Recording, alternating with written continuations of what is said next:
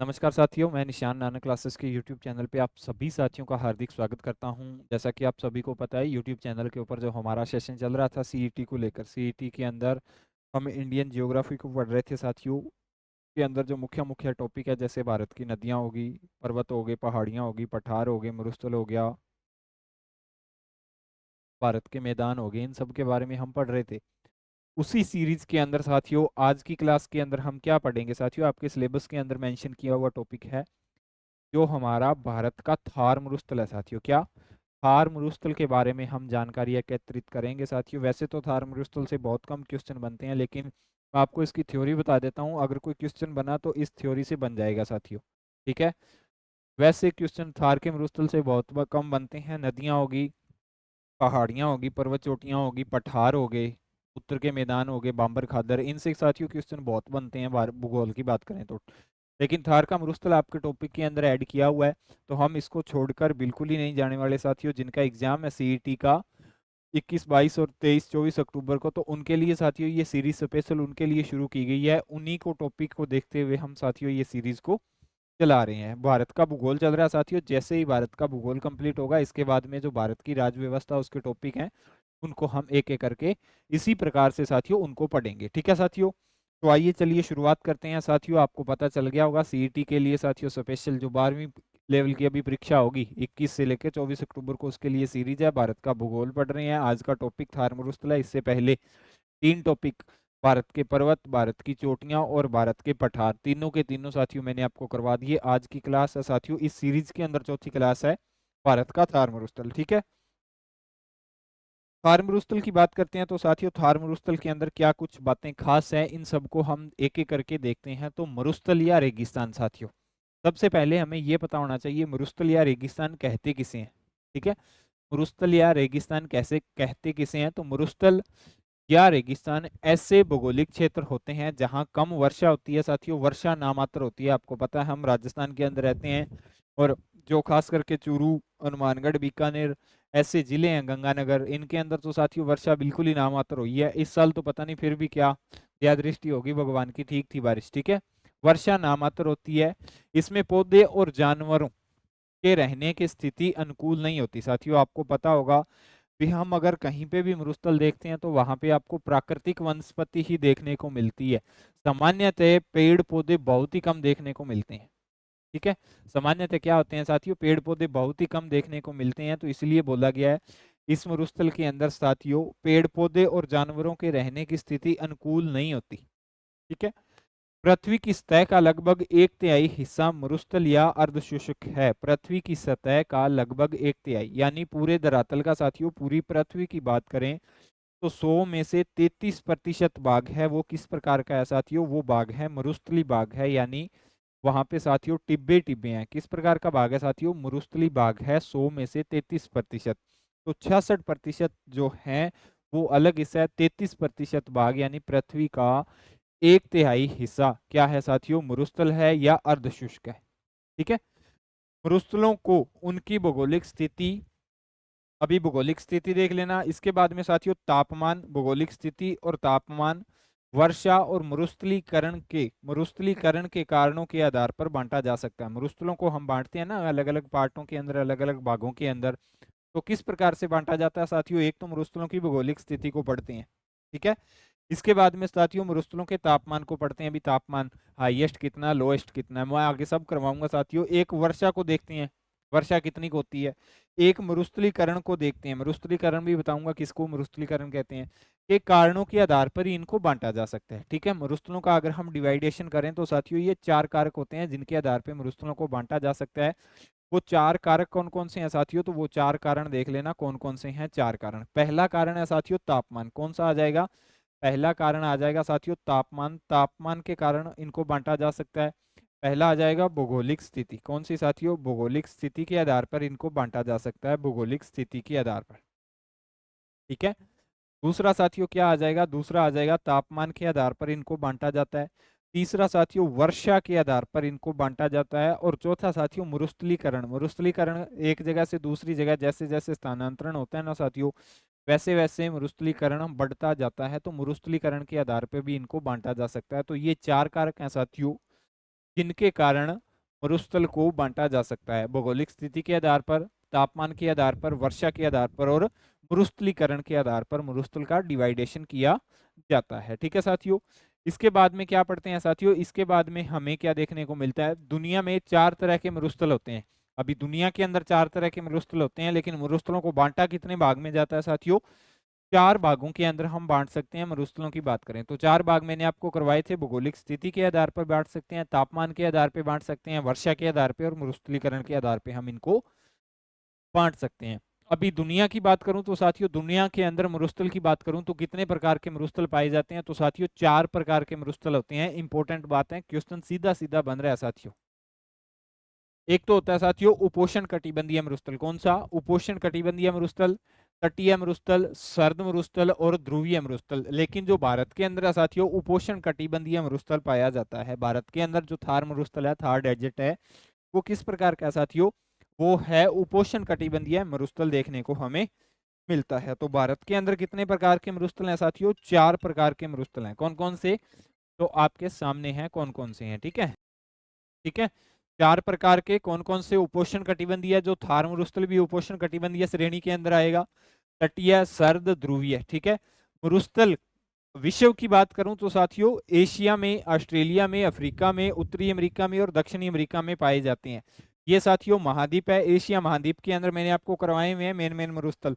विश्व के भूगोल की एक सीरीज चलाई थी साथियों नानक क्लासेस यूट्यूब चैनल के ऊपर। पूरी की पूरी प्लेलिस्ट बनी हुई है विश्व की जियोग्राफी की, जिसके अंदर एक एक महाद्वीप को पढ़ा था और उनके अंदर जो मेन मेन पर्वतमालाएं, मेन मेन मरुस्थल, मेन मेन नदियां, वो सारी की सारी बातें साथियों मैंने आपको इस सीरीज के अंदर करवाई थी, तो वहां से देख लेना। हमें मतलब है साथियों एशिया से, वर्तमान के अंदर एशिया के अंदर साथियों जो थार मरुस्थल है वो हमें पढ़ना है। ठीक है।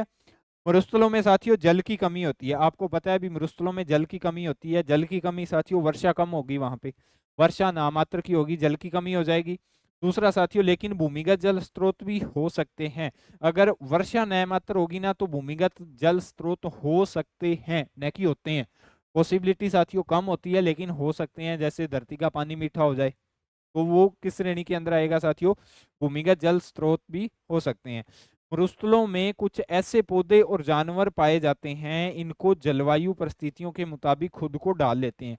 यानी मरुस्थल के अंदर साथियों ऐसे जो, आपको पता है भी मरुस्थल के अंदर भी जो पेड़ पौधे, जो वनस्पति हरी भरी रहती है ना, तो वो हरी भरी इसलिए रहती है क्योंकि साथियों वो वनस्पति ने अपने आप को मरुस्थल के अकॉर्डिंग ही डाल लिया।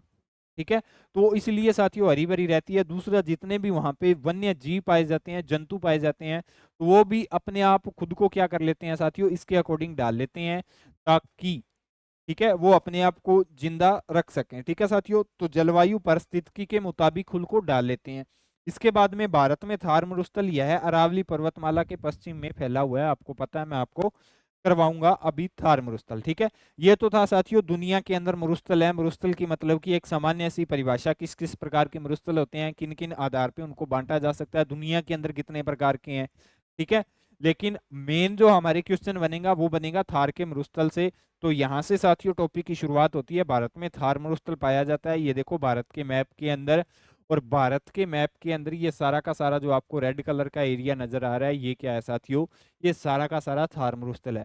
आपको पता है अरावली पर्वतमाला के पश्चिम में पाया जाता है। तो अरावली पर्वतमाला लोकेटेड कहाँ पे है साथियों? मैं पता नहीं कितनी की बार यूट्यूब पे बता दिया मैंने इंडियन ज्योग्राफी की सीरीज के अंदर। अरावली पर्वतमाला साथियों राज्य गुजरात से शुरू होती है, राजस्थान, राजस्थान के बाद में हरियाणा, हरियाणा के बाद में साथियों कहाँ पे चली जाती है? दिल्ली के अंदर। 692 किलोमीटर साथियों इसकी टोटल लंबाई है। ये सारी की सारी नॉर्मल बातें हैं साथियों। एक एक लाइन से क्वेश्चन बनता है जो थ्योरी में आपको पढ़ा रहा हूं, तो थोड़ा ध्यान से। ठीक है साथियों। अरावली पर्वतमाला का भाग है साथियों। इसके पश्चिम के अंदर साथियों क्या पाया जाता है? थार मरुस्थल पाया जाता है। तो अरावली पर्वतमाला यहाँ से गुजरती है, आपको पता है, गुजरात, फिर राजस्थान, फिर हरियाणा और फिर आगे दिल्ली के अंदर चली जाती है। तो इसका ये सारा का सारा क्या हो जाएगा साथियों? पश्चिमी भाग हो जाएगा जहां पे थार मरुस्थल पाया जाता है। ठीक है साथियों। इसके बाद में थार मरुस्थल की बात करते हैं। तो साथियों थार मरुस्थल, थार डेजर्ट, जो महान भारतीय मरुस्थल यानी ग्रेट इंडियन डेजर्ट्स भी कहलाता है। क्या कहलाता है? महान भारतीय मरुस्थल भी कहलाता है। भारतीय उपमहाद्वीप के पश्चिमोत्तरी भाग में विस्तारित एक शुष्क व मरुस्थल क्षेत्र है। शुष्क व मरुस्थल क्षेत्र है।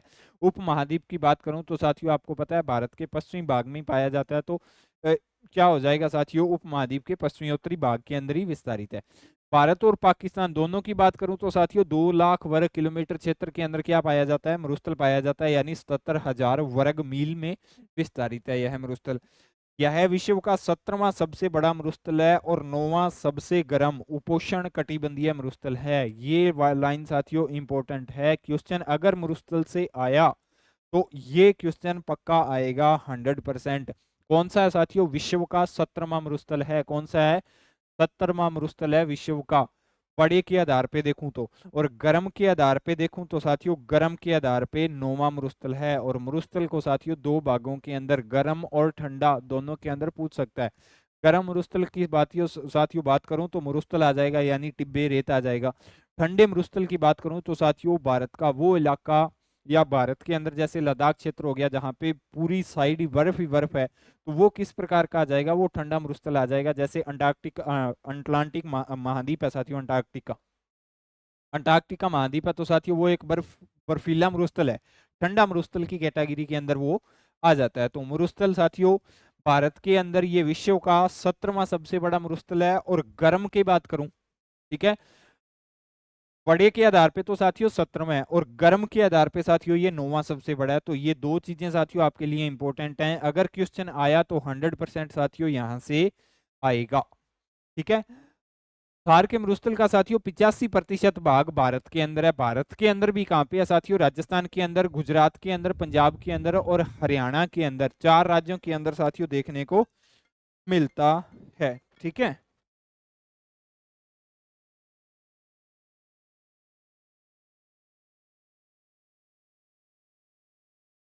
ठीक है।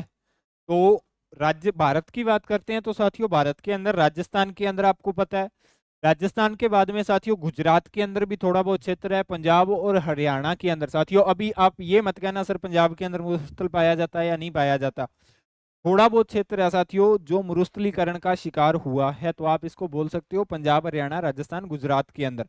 और 15% भाग पाकिस्तान के अंदर है साथियों, सिंध प्रांत या पंजाब प्रांत के अंदर 15% भाग है, यानी टोटल थार का मरुस्थल 100% हुआ। 100 में से साथियों 85% कहाँ पे पाया जाता है, राजस्थान के अंदर। राजस्थान के भी 4 राज्य, सॉरी भारत के अंदर, भारत के भी 4 राज्य, राजस्थान, गुजरात, पंजाब और हरियाणा के अंदर। ठीक है, और 15% भाग कहाँ पाया जाता है साथियों, पाकिस्तान के अंदर, जिसके अंदर पाकिस्तान का सिंध प्रांत और पंजाब प्रांत आ जाते हैं। ठीक है, भारत के अनुसार थार मरुस्थल का राजस्थान में विस्तार 62% है। राजस्थान अकेले के अंदर कितना है साथियों, 62% भाग आ जाएगा राजस्थान के अंदर। राजस्थान के कुल क्षेत्रफल का 61.11% भाग मरुस्थल से घिरा हुआ है। यानी अगर राजस्थान 100% है तो 100 में से 61.11% भाग पर क्या है साथियों, मरुस्थल है। तो 38.89% पर भाग साथियों राजस्थान के अंदर मरुस्थल नहीं है। तो आप इस प्रकार से इसको समझ सकते हो, जिनमें राजस्थान के चूरू, हनुमानगढ़, बीकानेर, जोधपुर, जैसलमेर, बाड़मेर जिले आते हैं। ठीक है, यह मरुस्थल गुजरात और पाकिस्तान के सिंध प्रांत में भी फैला हुआ है साथियों। ठीक है, इसके बाद में नेक्स्ट, थार का पश्चिमी भाग मरुस्थली भाग कहलाता है। ठीक है, और बहुत ही शुष्क भाग है। ये किस प्रकार का भाग है साथियों, शुष्क भाग है, जहां पे वर्षा कम होती है, यानी एक तरह का सूखा सा ही आ जाता है वहां पे, उस भाग को साथियों शुष्क भाग है। जबकि पूर्वी भाग में कभी कभी हल्की बारिश हो जाती है और कम से कम रेत के टीले पाए जाते हैं। यानी जो पश्चिमी भाग है थार का, यह अरावली पर्वतमाला चली गई, इस साइड में मैंने आपको बताया था मरुस्थल पाया जाता है। ठीक है, तो जो थार के मरुस्थल का पश्चिमी भाग है, यानी ये वाला हिस्सा है, ये तो बिल्कुल ही शुष्क है, नामात्र वर्षा होती है। और ये जो अरावली के साथ वाला हिस्सा है ना, इसके अंदर साथियों कभी कभी हल्की बारिश हो जाती है और यहाँ पे जो रेत के टीले हैं वो भी कम देखने को मिलती हैं। अरावली पहाड़ी के पश्चिमी किनारे पर थार मरुस्थल है साथियों। यह मरुस्थल बालू के टिब्बों से ढका हुआ एक तरंगित मैदान है साथियों। कैसा मैदान है, तरंगित मैदान है। आपने देखा होगा लहरें बनी होती है टिब्बों के अंदर, उनको क्या बोला जाता है साथियों, उनको तरंग बोला जाता है। एक तरंग नुमा आकृति का निर्माण करते हैं साथियों मरुस्थल है, तो उनको क्या बोला जाएगा साथियों, उनको तरंगित मैदान के अंदर उनको गिना जाएगा। ठीक है, अभी मरुस्थल की जलवायु की बात करते हैं साथियों, मरुस्थल के अंदर जलवायु कैसी है। तो जलवायु की बात करूं तो साथियों थार मरुस्थल भारत का सबसे बड़ा रेगिस्तान है, इसे ग्रेट इंडियन डेजर्ट्स के नाम से भी जाना जाता है। क्या है साथियों, सबसे बड़ा रेगिस्तान है थार का मरुस्थल भारत के अंदर, ठीक है। और इसे ग्रेट इंडियन डेजर्ट्स के नाम से भी जाना जाता है, पीछे पढ़ा के आया हूं। यह राजस्थान में अरावली पहाड़ियों के पश्चिम में स्थित है। यह भारत और पाकिस्तान के बीच में एक प्राकृतिक सीमा बनाता है। ये लाइन साथियों इंपॉर्टेंट है। कौन सी सीमा बनाता है? प्राकृतिक सीमा बनाता है। थार मरुस्थल में सालाना 25 सेंटीमीटर से भी कम वर्षा होती है, यानी नामात्र आप इसको बोल सकते हो। कितनी? 25 सेंटीमीटर से भी कम वर्षा होती है। यहाँ की जलवायु शुष्क है और वनस्पति बहुत ही कम है साथियों। वनस्पति नामात्र की वनस्पति पाई जाती है थार के मरुस्थल के अंदर, ठीक है। थार मरुस्थल में बालू के टिब्बे हैं, बालू यानी रेत के टिब्बे हैं, और यह एक तरंगित मैदान है। थार मरुस्थल में गर्मियों में तापमान 52 डिग्री के सेल्सियस तक पहुंच जाता है। ये लाइन इंपॉर्टेंट है साथियों, 52 डिग्री तापमान। सोच के देखो, 52 डिग्री तापमान। सर्दियों में यहाँ का तापमान शून्य से भी नीचे चला जाता है, यानी वो वो क्या बोलते हैं साथियों, बिना पेंदे वाला लोटा तो होता है ना, यानी जल्दी ठंडा और जल्दी गर्म। क्या हो जाता है साथियों, गर्मियों के अंदर फुल गर्म और सर्दियों के अंदर फुल ठंडा, ठीक है। सर्दियों में यहाँ का तापमान शून्य से नीचे चला जाता है। थार मरुस्थल में रेत के टीलों को नई आकृति देने वाली तेज हवाएं चलती हैं, जिन्हें लू कहते हैं। अभी राजस्थान के स्टूडेंट हैं साथियों हम सभी, तो हमें ऐसा हो सकता है हम लू को नहीं जानते हो। खास करके ये जो बेल्ट है राजस्थान का, अनूपगढ़ चूरू, अनूपगढ़, गंगानगर, बीकानेर, हनुमानगढ़, चूरूवाड़ा, ये तो खास करके जानते हैं, ठीक है। तो लू किसको बोलते हैं साथियों? थार के मरुस्थल में रेत के टीलों को नई आकृति प्रदान करने के लिए तेज हवाएं चलती हैं, यानी गर्मियों में चलने वाली तेज हवा को ही क्या बोला जाता है साथियों? लू बोला जाता है। वो इतनी तेज होती है अभी साथियों, रेत के टीलों को ना कई बार उड़ा के यहाँ से दूसरी स्थान पर ले जाती है रेत, ठीक है। तो जिसके कारण साथियों क्या होता है, जिसके कारण मरुस्थलीकरण की भी समस्याएं आ रही है, यानी मरुस्थलीकरण रेत के टिल्लों को एक जगह से दूसरी जगह पे स्थानांतरित कर रही है, तो उसको मरुस्थलीकरण की समस्याएं बोलते हैं। ये अलग टॉपिक है साथियों, लेकिन आपको मोटा मोटा याद होना चाहिए मरुस्थलीकरण की समस्याएं कहते किसे हैं साथियों, ठीक है। थार मरुस्थल में तेज आंधियां भी चलती हैं, ठीक है। थार मरुस्थल का नाम अरबी शब्द, ये इंपॉर्टेंट है साथियों, थार मरुस्थल का नाम कहां से लिया गया था साथियों? अरबी शब्द थूल से लिया गया था। कहां से लिया गया था? अरबी शब्द के थूल से थार मरुस्थल का नाम लिया गया था, जिसका मतलब क्या होता है? जिसका मतलब होता है साथियों रेत। क्या मतलब होता है साथियों? जिसका मतलब रेत होता है। थार मरुस्थल गंगा सिंधु नदियों के विशाल अपवाह तंत्र के बीच में स्थित नहीं है, ठीक है। थार मरुस्थल से, ये लाइन साथियों एक बार काट देना, कंफ्यूजन है इसके अंदर। थार मरुस्थल से होकर लूणी नदी बहती है। क्या बहती है साथियों? लूणी नदी बहती है। ये इंपॉर्टेंट है साथियों, थार के मरुस्थल से कौन सी नदी बहती है? लूणी नदी। थार मरुस्थल को दो भागों में बांटती है राजस्थान की लूणी नदी साथियों, थार मरुस्थल की एक महत्वपूर्ण नदी है, और राजस्थान की भी महत्वपूर्ण नदी है। थार के मरुस्थल को दो भागों के अंदर बांटती है। कौन कौन से दो भाग? एक तो मरुस्थली भाग और दूसरा बांगर। बांगर क्या होता है साथियों? ये नेक्स्ट टॉपिक आएगा, जिसके अंदर उत्तर के मैदानों को पढ़ेंगे, यानी भारत के विशाल मैदानों को पढ़ेंगे, तो उसके अंदर मैं आपको बांगर के बारे में बताऊंगा भी बांगर क्या होता है, ठीक है।